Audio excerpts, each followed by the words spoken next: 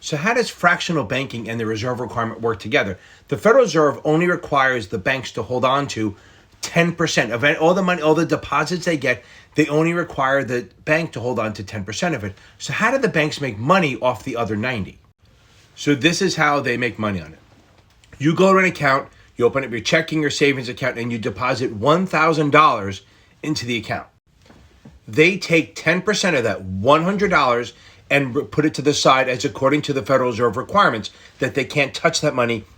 It is held on deposit in case of a run. Really doesn't help you that much. And that's why some of those banks were in trouble, because they only have to keep 10%. And if everyone comes for more than 10% of the total deposits, we have a problem. But I digress.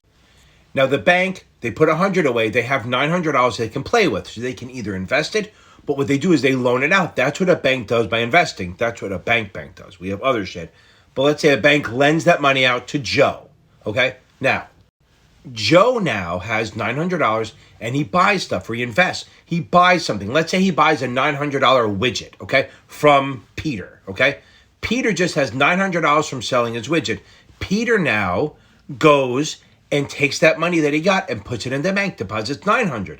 And what is the bank going to do? The bank is going to take 10% of that, reserve it, and loan out the other $810. So now think about it. The bank has $190 set aside, and there's almost $3,000 in the market because it'll lend out $810 to Mary. Now Mary is going to buy something for $810, widget X, and then from Josephine, my names are fucking horrible. Josephine is going to take that $810 and deposit it in the bank.